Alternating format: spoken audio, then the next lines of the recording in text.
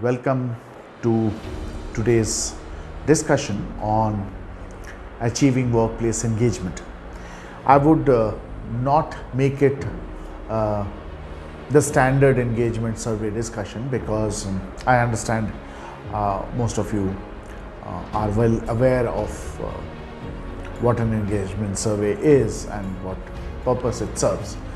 Sadly, because it often does not serve the purpose for which it is made, is where my focus would be. That how can we make employees truly engaged, and what kind of agencies do we have within our limits to improve upon employee engagement. This is why I have called it a tricky affair in part 1. And in part 1, we are going to divide it into 3 parts.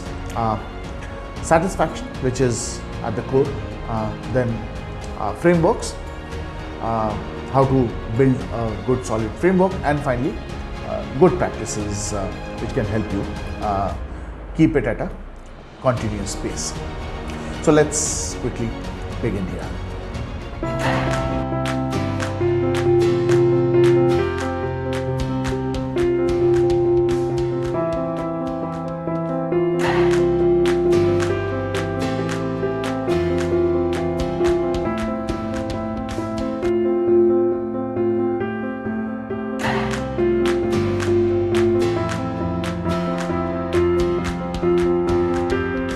Because if we define the purpose well, we will find that within that lies what we need to do, what we need to cover. Do we need to cover the entire organization or only a segment of the employee population? What are the agencies which are available to us to improve engagement levels? What about our current practices, and how do we not only enhance them but also find out why certain practices are not working as effectively in increasing or inducing engagement as probably they were when we started off. So these are important questions to ponder, and hence become very important that we know about them well. So my idea will be to cover all of them, and thus we will begin with the concept of culture. We have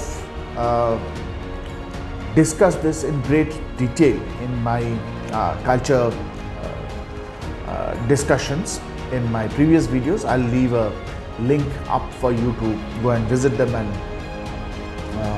know more about it. I hope it will do you a world of good going through them. See, let us understand that employees can be highly engaged with little or no knowledge of processes, practices, mannerisms. This can sometimes lead to a lot of confusion. I'll give you a personal example. So I was managing a store of Nike, and one of my super enthusiastic salesmen who was briefed that whenever you're trying to sell a shoe, do try to see if you can do a cross-sell of a pair of socks. So this great sales guy of mine was so enthusiastic that he went ahead and oversold the pair of socks, not bothering about the pair of shoes, and we ended up having a sale done of only a pair of socks. I remember this as a wonderful example showing that being engaged is not only about doing the thing which you need to do, you also need to align it to your goals and objectives. So when we say that engagement is an outcome of culture, what we mean is that the kind of culture defines the kind and type of engagement that we can achieve. Now consider an individual contributor.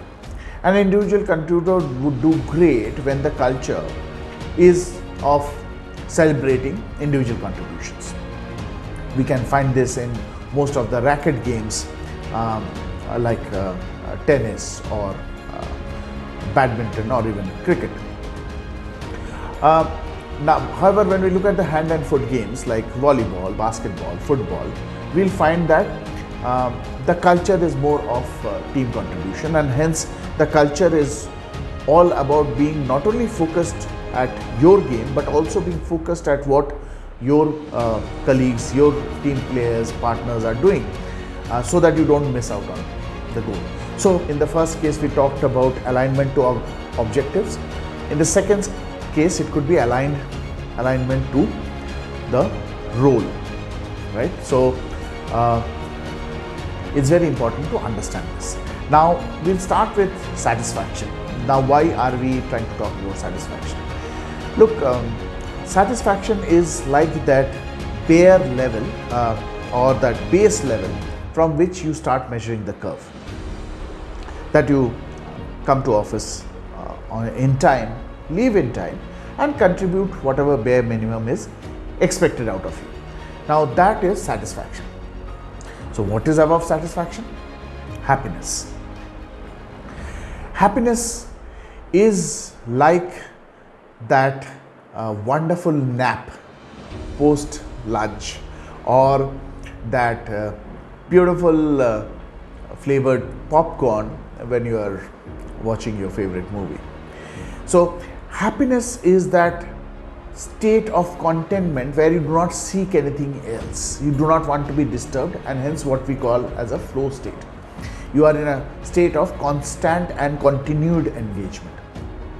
At workplace, this is also possible. We can see this again if I go back to the sports example. We'll see when Virat Kohli or MS Dhoni or Sachin Tendulkar in cricket when they are playing the games, or when Roger Federer or Rafael Nadal are batting their rackets. You can see an amazing natural flow, right? So remember that all these huge literatures which are focused on happiness studies are not doing it just like that. There's a reason behind it. Happiness is that state which Aristotle termed as eudaimonia, that where you do not need anything else, that itself is the final goal, as in Maslow's hierarchy of needs of self-actualization. So now that we have understood that it is important to have a satisfied level, but it is equally important to target engagement. Why is it so? Now let me give you a very simple example. Take the case that you have 20 employees and they deliver 20 units of productive work.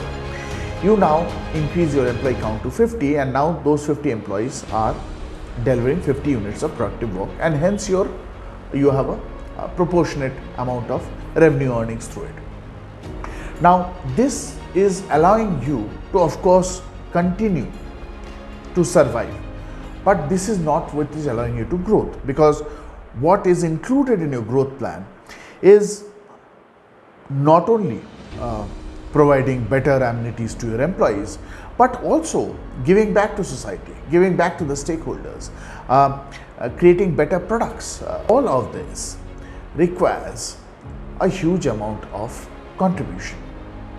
And if those 50 employees are only delivering 50 units instead of 70 units through what we call as discretionary effort or willingness of effort, you are unable to achieve what I call as the growth objectives, while you might be doing fairly well as far as survival objectives are concerned. So which gives you the third dimension, that while you need to look at objectives, you need to look at role, you also need to look at the stage in which your organization is, and hence what kind of engagement do you want at that particular stage of existence.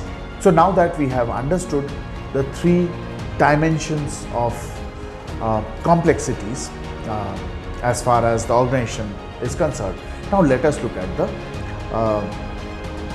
the human approach or the psychological approach. The problem is that human needs, which can be divided into two segments, which is material needs versus psychological needs, it is very easy to spot or find out gaps in material needs. Material needs cover food, shelter, clothing, and so on and so forth, which means that they consist of the physicality of our existence.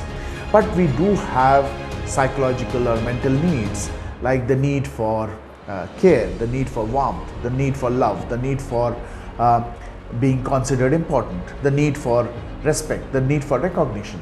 All of these play a huge role in how we not only behave, but how do we perceive things. Now, one might find these pretty tricky and say, oh, these are pretty complex things, we may not delve into it. But as I said, if we can go a little deeper and understand the values, we will be able to find answers to these questions. The organization or the employer is providing a happy experience. You come every day morning, you find cheerful people around you, or at least you find a well constructed, good work environment for you to operate in. They also provide you rewards and benefits as part of your contribution. Now, what is the individual looking for? So as I said, of course they are looking for resources and attaining the goals that have been set as part of the organization's requirements. Personally, they are also looking for self-confidence, they are looking for positivity so that they can attain their own expectations, their own motivations, their own goals that they have set for themselves, their own peaks that they want to achieve, by limiting themselves within the culture and value systems which they perceive to be right.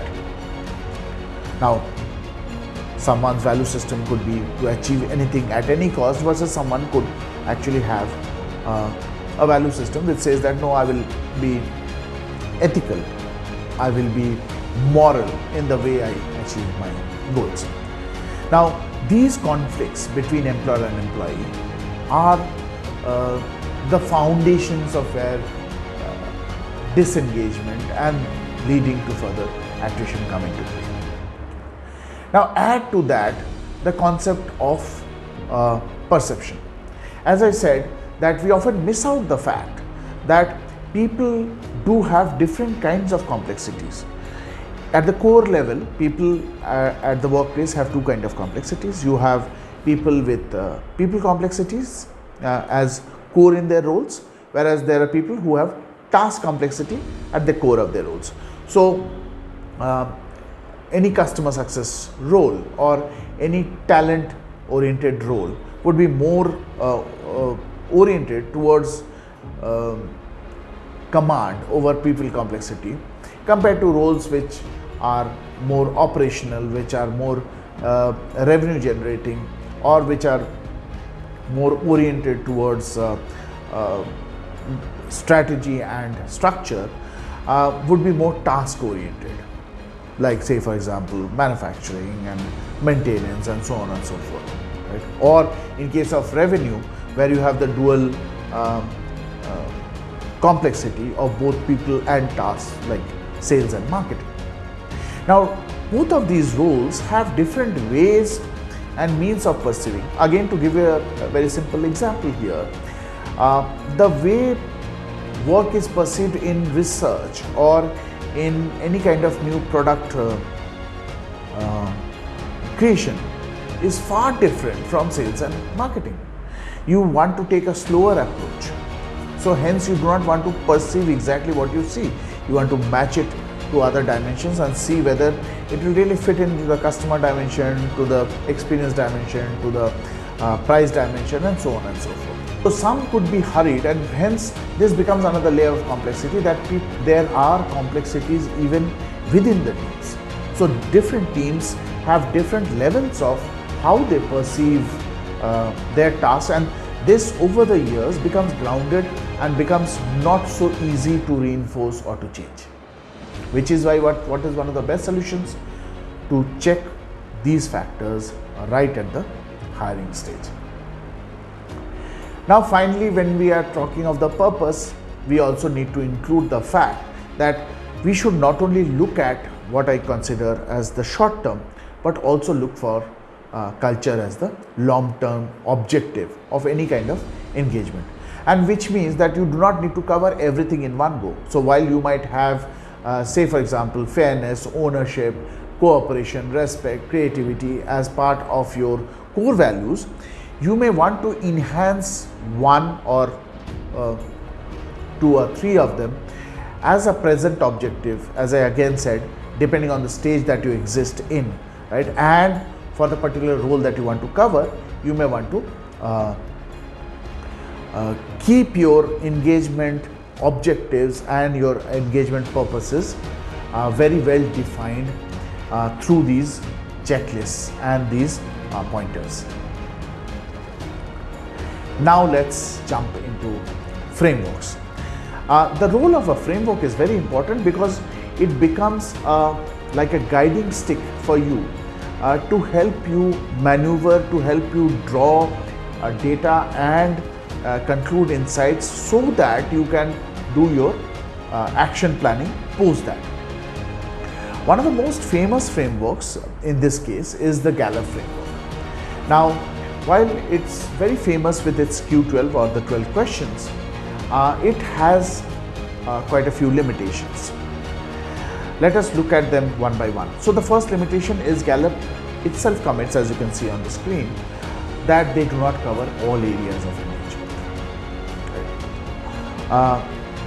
The second limitation, as I said, is what we saw as the first point, is that because it is a standalone engagement framework with its own fixed set of Q12 questions, it may not align to your organizational objectives. As I said, because of different stages of existence, you may find that I do not seek to measure this, or I am not at this stage, or I have evolved into a further higher stage, and hence I want to look at engagement from a completely different perspective or for a different set of values. So that is the second thing missing. The third thing missing is that it does not discount between roles, job roles, or between hierarchies and levels. Now it is very important because, as I said, people perceive the job roles in different ways. People perceive their engagement levels based on their own value systems. And that brings us to the fourth point, is that it does not dig deeper into the engagement problem. It does definitely tell you what is your engagement level, right? So how engaged or disengaged people are, but it does not tell you the true cause, which is which all the values are missing, which of the values need to be improved upon, and how do you improve upon it. So there comes what I call as the agency. This agency is nothing but your decision to determine whether you would want to take the hygiene approach, which is to create policy frameworks as a prequel to action planning, so that you are able to unify your both your cultural and your short-term objectives by fixing the policy at the workplace. Or if you are a mature organization, you may want to look at ensuring enrichment of employee experience at the workplace, and hence also looking at what I mentioned as the individual contributor as a culture. So again, you can see that it's not one single framework, but a flexible yet robust framework which you can carry along the journey. The third important thing while determining the framework is to take care of the fact that sometimes you may need to have the flexibility to not cover the entire workplace in one go, but to do parts of it. Look at a particular segment, look at a particular location, or also do comparative analysis of a particular value system and see what will cause that particular value to go up or go down, as you may seek to need based on your objectives for a particular location versus another location. I would like to end this session with a sincere thanks for your encouragement. We are very pleased with the kind of subscriptions that we are receiving, and we want to see this happen more so that we also feel enthused and can deliver you. In part 2, I would like to leave back this reminder not to forget looking at part 2, because there I'll cover the rest of the framework, the agency questions and certain good practices. With this, I'd like to say thank you and wish you a wonderful day ahead.